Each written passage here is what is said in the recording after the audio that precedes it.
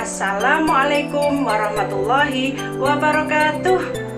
Halo, apa kabar anak-anakku kelas 6? Alhamdulillah, Allahu Akbar, sukses, yes. Tetap semangat ya, walau belajar di rumah.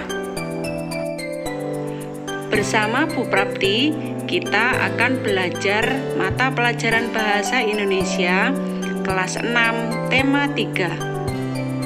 Sebelum belajar, mari kita baca basmalah terlebih dahulu. Bismillahirrahmanirrahim. Hari ini kita akan belajar KD 3.2, menggali isi teks eksplanasi ilmiah yang didengar dan dibaca. Tahukah kalian apa itu teks eksplanasi?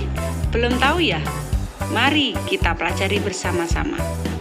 Yang kita bahas pada kesempatan kali ini adalah pengertian, fungsi, ciri-ciri, struktur, kaidah kebahasaan, dan contoh teks eksplanasi. Pengertian teks eksplanasi adalah teks yang menjelaskan tentang proses terjadinya suatu peristiwa, terbentuknya fenomena alam atau peristiwa sosial. Apa itu fungsi teks eksplanasi? Yang pertama adalah menjelaskan fenomena yang terjadi, yang kedua menjelaskan sebab akibat suatu peristiwa. Ciri teks eksplanasi adalah informasi yang disajikan berdasarkan fakta.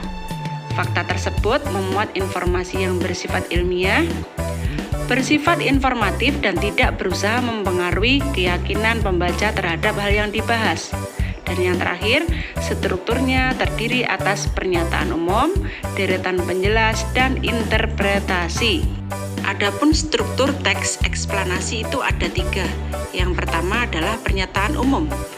Pernyataan umum berisi informasi singkat tentang apa yang akan dibicarakan. Yang kedua, deretan penjelas, berisi urutan uraian tentang proses dari peristiwa yang terjadi dan dijelaskan secara bertahap atau berurutan. Yang ketiga, interpretasi atau penutup, berisi pendapat singkat penulis tentang topik yang dijelaskan. Poin yang kelima yang kita pelajari adalah kaidah kebahasaan dalam teks eksplanasi, yaitu 1. Menggunakan bahasa ilmiah. Misalnya, dalam teks eksplanasi mengenai gunung meletus akan ada istilah erupsi, magma, dan lava. Yang kedua, pembahasan bersifat umum. Misalnya, ketika menjelaskan tentang gunung meletus, maka yang dijabarkan adalah proses, penyebab, dan akibat gunung meletus secara keseluruhan, bukan satu gunung tertentu. Yang ketiga, dibuat berdasarkan fakta. Informasi yang terkandung dalam teks eksplanasi dibuat sesuai dengan peristiwa yang benar-benar terjadi. Yang keempat adalah menggunakan kalimat pasif. Karena sifatnya menganalisis, maka teks eksplanasi menggunakan kalimat pasif. Apa itu kalimat pasif? Kalimat pasif adalah kalimat yang subjeknya dikenai suatu perbuatan. Contohnya, gunung meletus ditandai dengan adanya suara gemuruh. Yang kelima, terdapat konjungsi kausal dan waktu.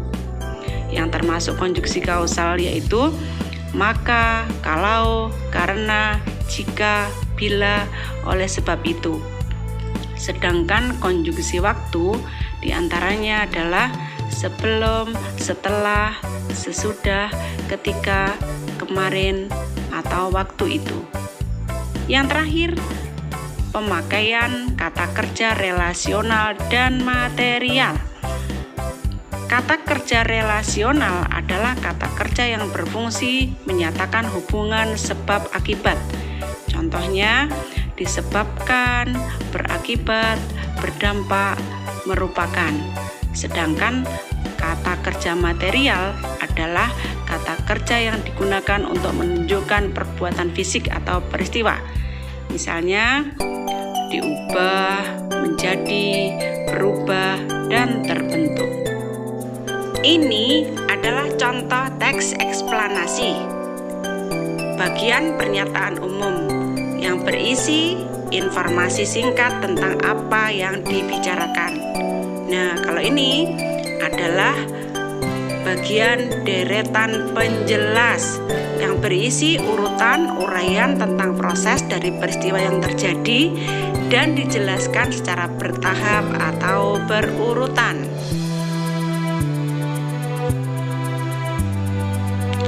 Selanjutnya ini adalah bagian penutup atau interpretasi yang berisi tentang pendapat singkat penulis tentang topik yang dijelaskan. Itulah anak-anak penjelasan tentang teks eksplanasi.